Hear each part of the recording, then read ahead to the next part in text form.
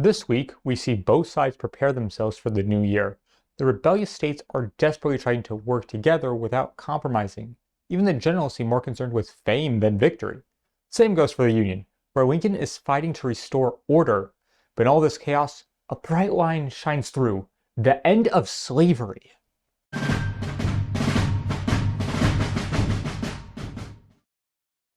First thing this week is a feast in the halls of Richmond for General John Hunt Morgan. The banquet is elaborate for the famous officer, but is filled with melancholy because the raider cannot share the night's festivities with his men. Last we saw of the famous rebel rider, he was in prison following the doomed summer raid. He escaped from his cell in late November with 6 of his officers. Through much traversing, only Morgan and Thomas Hines. Hines is a famous spy and the mastermind behind the escape, diverting attention from Morgan by getting captured, escaped. Getting caught again, escaping again, are able to reach the South again. After the feast, President Jefferson Davis excuses himself from the night's dances and jubilation to attend to work. The state of North Carolina needs more attention than the waltz. Governor Zebulon B. Vance has told Davis that the discontent Confederate citizens are not listened to. The present hostility continues without any movements towards peace. And the legitimacy and fortune of the Confederacy would deteriorate even more than it already has. Davis responds in a letter, "I cannot see how the mere material obstacles are to be surmounted." He then finishes his communication with a restatement that peace will only come with independence. "This struggle will continue until the enemy is beaten out of his vain confidence in our subjugation." I fail to see how Davis's words are to help Vance. Maybe they aren't supposed to. All I know is they aren't effective. Now for other ineffective moves by the Confederacy, let's look at a skirmish. Loudoun County, Virginia has been no stranger to this war, seeing the disastrous Battle of Ball's Bluff. Oh God, how long have I been doing this for?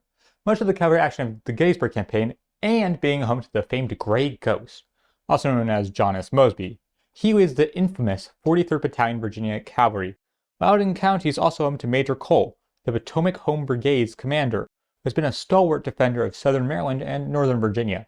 Mosby wants Cole gone, and he has just the plan to do it. The partisan Rangers form in the blistering cold on the night of the 9th, ready to move through the falling snow to catch their opponents off guard and unaware. It's an arduous march, but after 2 hours, they reach their master of intelligence, Staff Officer Benjamin Stringfellow. He tells them where the enemy is exactly, how many men of Cole are there, and that they are asleep. Through the snow, Mosby spots federal pickets, rides back and forms up his force for the charge. Stringfellow is to take a detachment and strike from the back, while the main force assaults from the front. Around 0300 hours, as Mosby is straightening his line, his force is hit by gunfire, and he orders a countercharge into the nicely placed Union tents. As he gets close, he sees mounted men firing. It must be the Union. Mosby draws his saber and leads his horsemen into the enemy column, but after riding through it, recognizes the face of Stringfellow. He has accidentally assaulted his men. The mistake gives time for the Federal soldiers to get ready, but the Confederates already in the camp. Their position is desperate. The Union fire is able to hit their targets quickly, but their early fire from Stringfellow puts them on the back foot. During the fight, every man was for himself. There was no time to wait for orders. The cry rang out on the cold, frosty air, "Shoot every soldier on horseback!" Many of the Confederates who were killed or wounded were burned with powder, as Cole men used their carbines. It was hand to hand and so dark you could not see the face of the enemy you were shooting. It was a perfect hell. Every man cursing and yelling. The horses were plunging and kicking in their mad efforts to get away. When one of the poor beasts would get wounded, he would utter a piercing shriek that would echo throughout the mountains. Mosby's men had emptied their revolvers. The night was too dark for them to see to reload their pieces.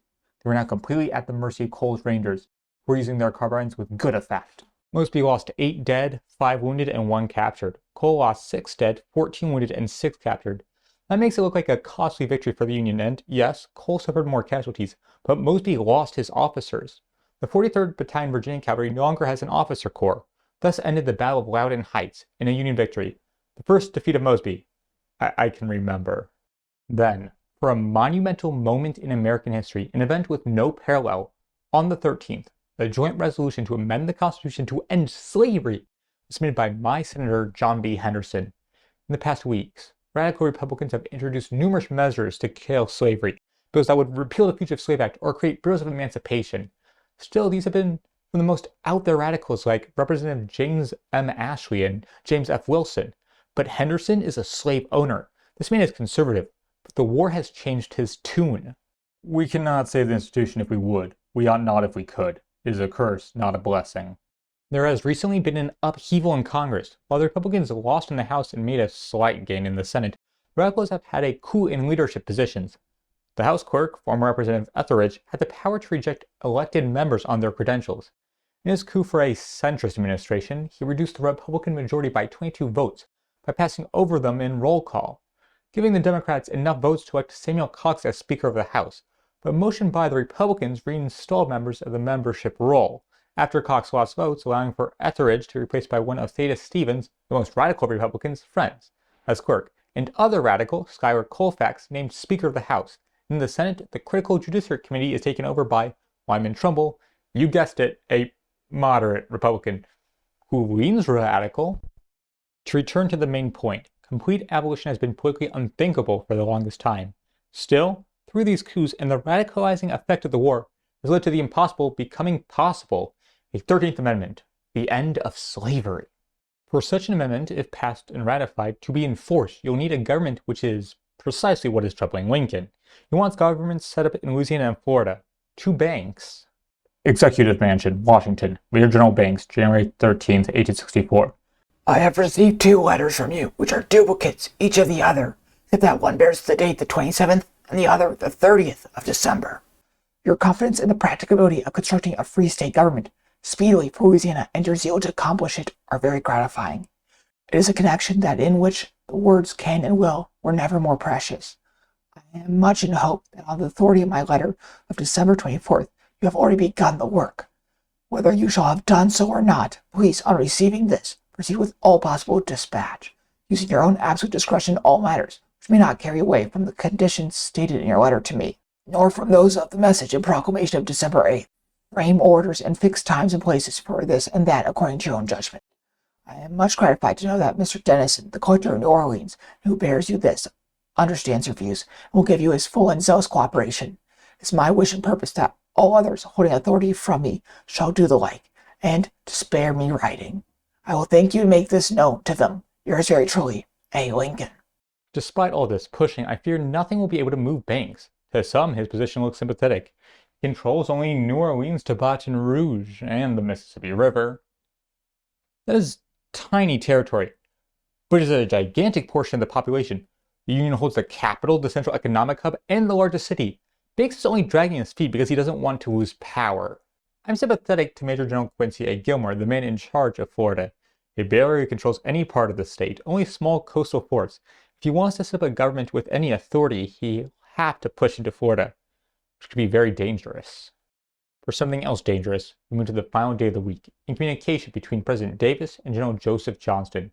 Davis warned Johnston not to fall back or seize any ground, for it would ruin the army both militarily and politically. I trust you will not deem it necessary to adopt such a measure. He goes on to tell Johnston that the enemy he faces is not just at Chattanooga, but also Mobile, northern Mississippi. It may be necessary to send troops to either place. They should let the executive know what course of action to take. Davis is engaging in a level of micromanagement which Johnston I have yet to see happen to any other general in the Confederate Army. For the final action, we shall look to the high seas. The CSS Alabama, the scourge of the Union Navy, strikes again. She has captured and burned 65 naval ships through her 7 past expeditions. However, no one has been harmed. The captain of the Alabama, Raphael Semmes, always evacuates the captured vessels before burning them, takes the prisoners to a neutral port to be shipped back home. This is the most successful commercial raider of all time. His victim this time is the Emma Jane. We need to destroy the Alabama. Sickles time. Since Sickles is in D.C., he decides to visit the White House with fellow New Yorker, Senator Ira Harris. The 2 men visit Sickles' longtime friend, and my least favorite, First Lady Mary Todd Lincoln. The conversation goes well until Miss Emile Helm joins the group. If you remember, dear viewer, this woman was married to Rebel General Benjamin Helm, and just recently took an oath of allegiance. What she didn't do was stop vocally supporting secession. Sickles tries to diffuse Miss Helm's tension by asking about an old friend, Major General John Breckinridge. Miss Helm doesn't take the hint and keeps speaking about the greatness of the Confederate cause. Senator Harris angrily brings up recent Union victories. As the conversation becomes more and more irate, the senator turns to berate Mary Todd Lincoln for not letting Robert Lincoln enlist. Look, I hate Mary Todd as much as the next person with half a brain, but putting a very important brat in harm's way is not one of the reasons to dislike her. The First Lady and her half-sister leave crying. Harris storms out, and when Lincoln enters the room, Sickles tells him, "You should not have that rebel in your house." Excuse me, General Sickles. My wife and I are in the habit of choosing our own guests. We do not need from our friends either advice or assistance in the matter.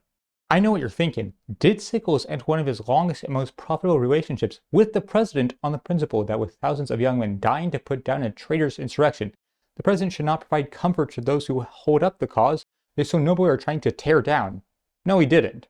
Lincoln knew Sickles was correct, and on the 11th, Sickles wrote a letter about the great disservice done to the soldiers returning to their communities, and hoped the president would do something to revive the martial order of the nation to stimulate recruiting both in and out of the army. If Lincoln could issue one of your best congratulatory orders in which the thanks of the nation might be offered to the soldiers who re-enlist, might wake a general feeling of enthusiasm all over the country. That's where the week ends, and I think we all know what I should close this report with. What food was at John Hunt Morgan's banquet? I'm of course joking. Let's discuss the end of slavery. The Emancipation Proclamation ended slavery in the Confederacy. This was largely as a war measure to hurt the economy of the traitorous states. But to end slavery in loyal states, that needs an amendment. I hope it passes. This war has been fought to reunite this land that I love. But to end the conflict without removing the evil root of bondage would do nothing less than to ensure that the brave men who died at Bull Run, Shiloh, Antietam, and Gettysburg died in vain. Hello, I'm the entire Civil War Week by Week team here, and you are watching Civil War Week by Week. As this new year approaches of 1864, the last full one, I just want you to all know how much I appreciate you watching, and I really do hope to see you next week.